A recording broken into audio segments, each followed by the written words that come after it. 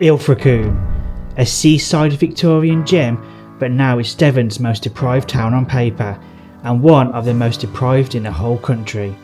But I'm back 10 years later to look past the stats. Has anything really changed? Come walk with me, I'll show you dramatic coastlines, share some wild stories and uncover the real heart of a place many people write off. Is it making a comeback or should it be left in the past? Let's find out.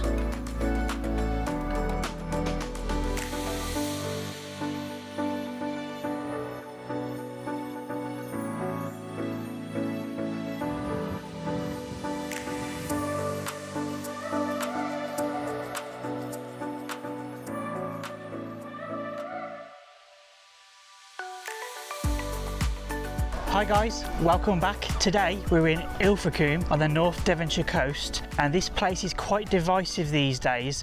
It's been about 10 years since I was last here, and apparently the reputation of the town has absolutely nosedived. It's got nicknames like Ilfracombe and Ilfracombe and stuff like that, but from what I remember it was the most incredible, beautiful little place. So we're going to take an honest look around and see what's about, see what's changed, and if it's still worth your visit. Let's take a look around. I figured we would properly start our tour at Capstone Hill. It's one of several viewpoints here in Ilfracombe with gorgeous views of the town and the sea. And this winding path is called Capstone Parade. It's beautiful but dangerous, especially in the wind. There's no railings or anything up here, so really you need to be careful. This long winding path is part of the South West Coast Path, which runs all the way from Minehead in Somerset to Poole in Dorset. You get the most incredible views overlooking the Bristol Channel from here. Directly over the water there is South Wales, and on really clear days you might be able to see the Gower.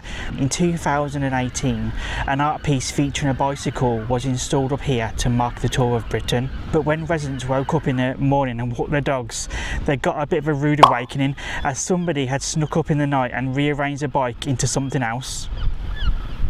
That really cracked me up when I saw that when doing my research. That is the epitome of the British sense of humour. I love it.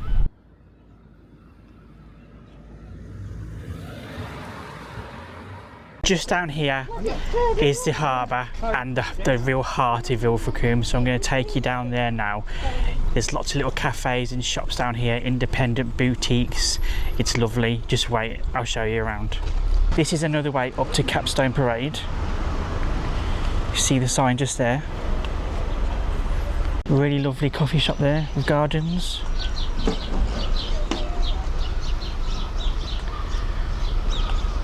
A lot of these B&Bs etc aren't very accessible because Ilfracombe has so many hills, so most of them are tiered and built on steps.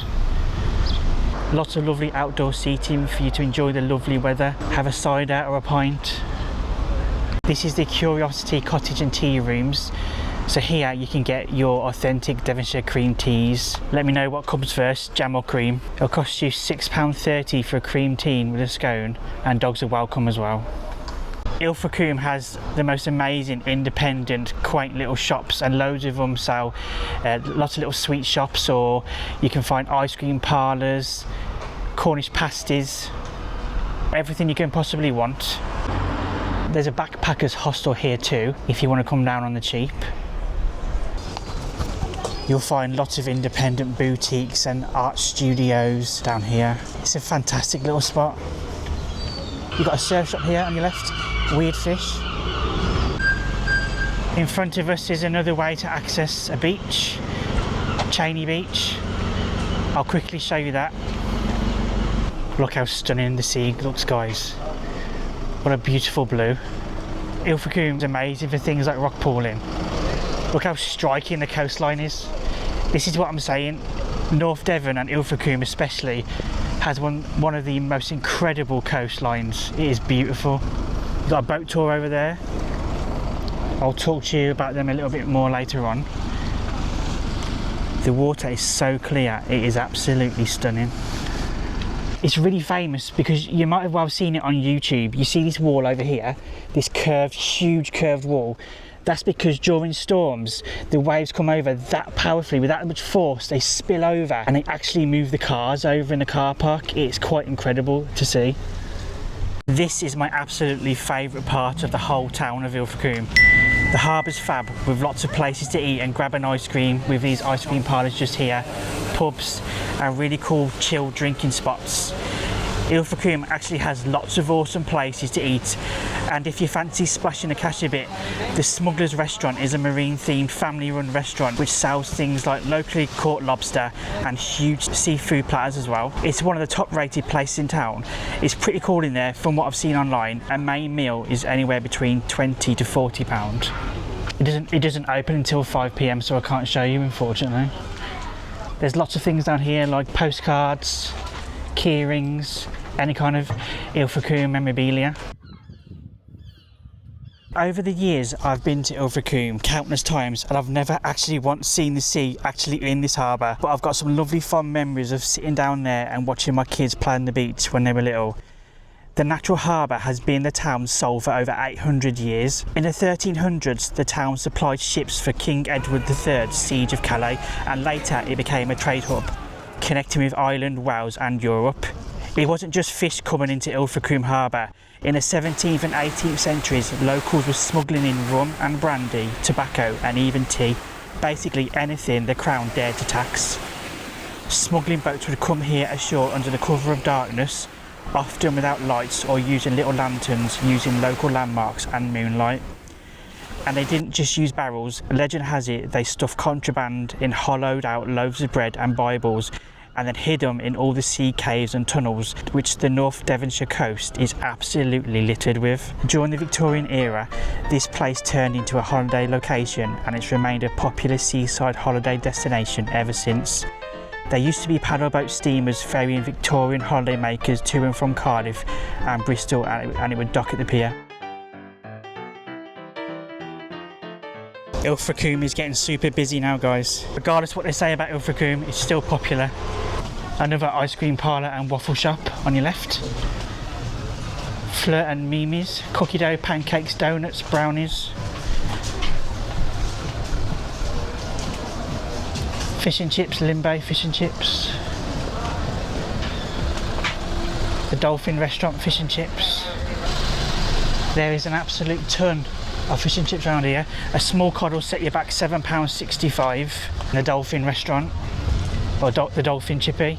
Up here is the quay, and it's basically where you can catch all your boat trips. I'll show you what boat trips have got on offer. On the Ilfracombe Princess, they do a wildlife cruise too. It's 1 to 1.5 hours and 2 hour cruises, and you're looking about £26 an adult to £13 for under 16s. You got a chance to swim with seals on Saturdays at 9 AM. Enjoy an unforgettable trip to Lundy Island, and you can snorkel with seals and explore the island. How incredible is that? Ilfracombe Sea Safari, next boat trips on Friday, 1 hour seals and a lighthouse tour. They depart at 11, 2 and 3, or 4 PM for a 2 hour waterfall and seals and a Wildermouth tour, and then 1 hour for Smuggler's Caves. So you'll see this one up and down, the big yellow boat, like I was saying. This one's a 1 hour trip heading east out of Ilfracombe to Helly Bay and onto Wildermouth Harbour, then to Combe Martin Bay. They'll take you around to the Smuggler's Caves, the Exmoor Cliffs and Waterfalls, and the Seals and Lighthouse. The Seals and the Lighthouse is a 2 hour trip.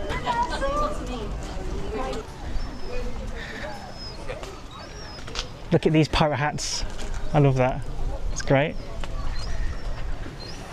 This is Verity, Ilfracombe's most famous resident. The statue was created by famous artist Damien Hirst. She is meant to represent peace and justice. She stands at 66 foot and 4 inches tall and is made of bronze and steel. She has stood proudly and majestically on Ilfracombe's harbour, overlooking the Bristol Channel to South Wales since 2012, and she is on loan to the town for 20 years. Verity is extremely divisive, with people either loving her or absolutely hating her. People travel from all over the world to see her. Love her or hate her, she's done her job as Ilfracombe's made headlines and tourism's gone up. If you hate it, you've only got to put up with her for another 7 years.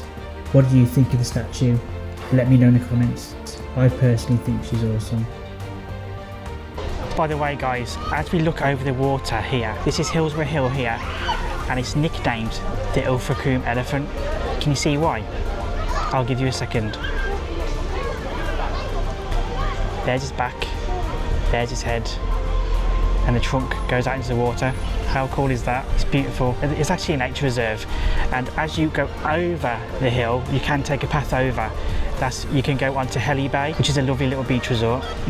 Somewhere here is where they would do the Ilfracombe Birdman, which was a really funny event. They've stopped doing it now, but people would come from all over dressed in silly costumes, and there'd be would-be aviators. They'd strap flying machines to their backs, and they'd jump off the pier here in the hope of flying all the way to South Wales. It's such a shame they've cancelled it.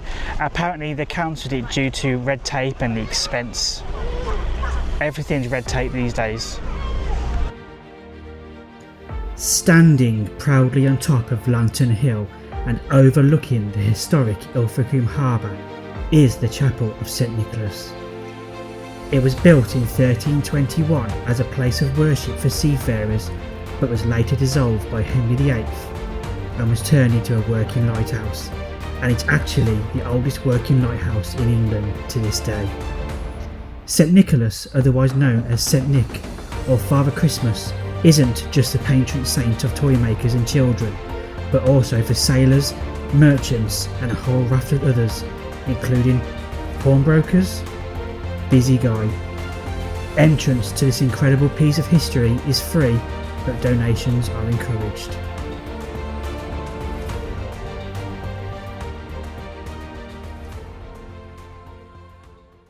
There's a few car parks dotted around Ilfracombe. This is one of the biggest right on the harbour. I'll show you the prices. During the summer, you're looking at £1.60 for an hour, £3.20 for two. If you want to stay all day, you're looking at 16 quid. This is a really cute little aquarium, the Ilfracombe Aquarium. It's actually based in the old RNLI station, which has been around, I think it's like 1838, something like that. They've got starfish in there, octopus, and all the local marine life. It's really good in there. I think it's about £7, around £7 to go in there each. Open every day, 10 till 5. Some public toilets here. So public toilets right on the harbour. In a second, I'm going to take you over to the oldest building in Ilfracombe.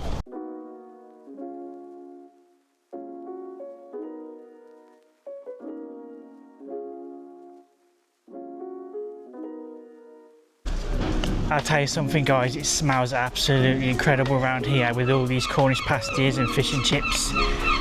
Absolutely amazing. I wish you could smell it for yourself. So just here on the other side of the harbour is the RNLI Centre. So like I say, it moved. The old aquarium is there now, and this is where it moved. They moved here in 1996, and you can go in here and you can do a tour. They'll happily take you around and show you their class boats. There's somebody doing a tour there right now. You can have your photo taken with the kids. These guys do the most incredible work. They're so brave. Look at the size of the boat. Absolutely amazing. How cool is this artwork here guys? Look at this. It's all etched in lovely slate and shale. It depicts Hillsborough Hill, the harbour, the Ilfracombe elephants and tunnel beaches. Just up the side of the RNLI is this alleyway, and if you follow it up, you'll take you to the oldest building in Ilfracombe, which is quite something. Let's take a look. It's on 4th Street. You can also get up to the Ilfracombe High Street if you follow it all the way to the top. It's so quaint and gorgeous up here. You feel like you're stepping back in time, you really do. This is the George and Dragon pub, and this is the Ilfracombe's oldest pub, and it's also the oldest building in the town. It was built in 1360. Just imagine the things this building's seen. If walls could talk, honestly.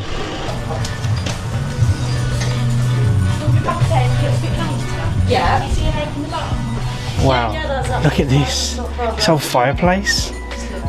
Incredible. You got this mix of old Tudor with a flat screen TV. Absolutely amazing.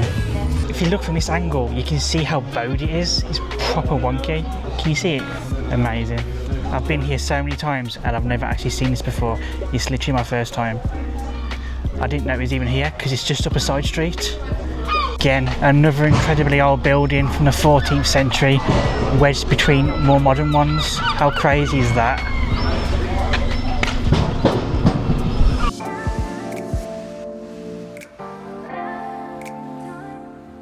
This is the quay and the artisan quarter and the back streets. So this is where you can see that the town has been working to change its reputation around, and part of that turnaround has been to turn Ilfracombe into a trendy art scene. This part of the town is full of character, with independent shops, artist studios, galleries, and a lot of these businesses are family run and they've been handed down over generations. In the heart of Ilfracombe Centre, this is the Admiral Collingwood. It's a local Wetherspoons. It cost the chain £3.5 million to develop. It's a cheap and cheerful place like all Wetherspoons. I haven't eaten in a Wetherspoons for years, but when we'd stay in Wildermouth close by years ago, we'd always head here for a nice breakfast before hitting the motorway back home. It's a cracking little pub, this is. I think this is new since I last came here. It's an adventure little mini golf. It looks proper pretty in these gardens. Got a little NASA rocket, a lighthouse, castles. Cute, very cute. Beautifully landscaped. It looks like there's some brand new toilets that have been built here, but they're not open yet. Again, a bit more of the regeneration that's been going on and trying to turn Ilfracombe around into a trendy art scene.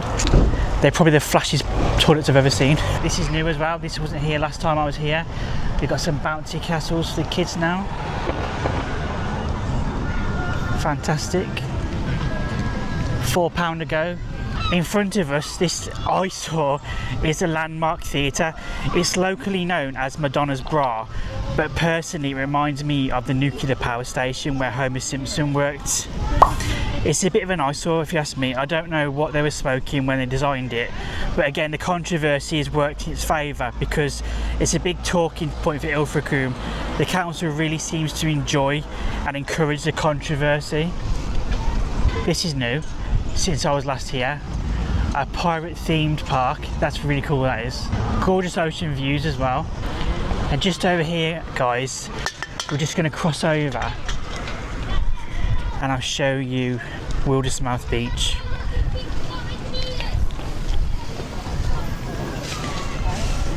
Here's Wildermouth Beach.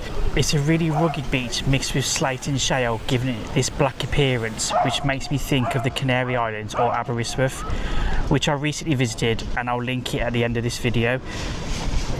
The beaches here aren't the best, to be honest. There's far nicer beaches all along the North Devon coast. In fact, just 10 minutes up the road is Wildermouth, which has been consistently voted as one of the best beaches in the whole of Europe. I'll be heading there at a later date, so keep an eye out.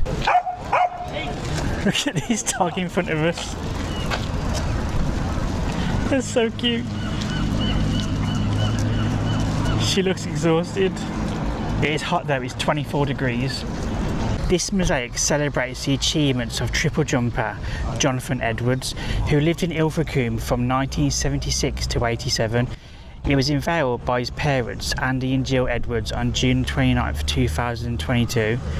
Jonathan Edwards actually smashed the world record for the triple jump back in 1995. But he still finds it difficult to associate himself as the longest triple jumper in history.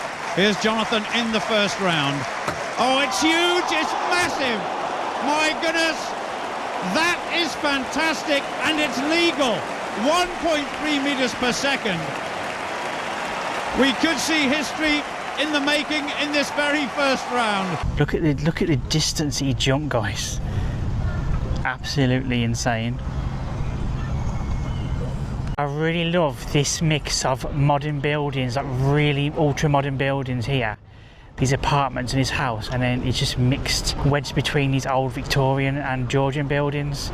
It's quite something.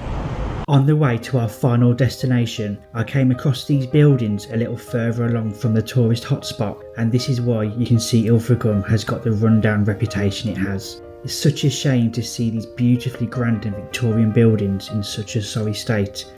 I really hope they can be saved. I'm really gutted because I really love this place and I was really looking forward to showing you inside here. It's called Ilfracombe Tunnels. In 1823, a group of Welsh miners were hired to blast these tunnels by hand, just using pickaxes, dynamite and probably a lot of tea. Just imagine how backbreaking that must have been. Absolutely brutal work. The Victorians were obsessed with sea bathing, but not together, so they built an elaborate system of tunnels to separate men from women in 2 different private coves, so a woman could enjoy a dip without a man eyeing up her ankles. These days, it's a popular spot for taking the kids rock pooling or just chilling down by the beautiful tidal pools. It's dirt cheap to enter too. Entry is £2.50 per adult and £1.95 a child. It also doubles up as an awesome wedding venue. To hire the venue only is up to £12,000. Does Ilfracombe deserve the hate it gets? Let me know what you think in the comments. And if you'd like to see some more seaside towns, please like and subscribe, and I'll see you next week. Take care.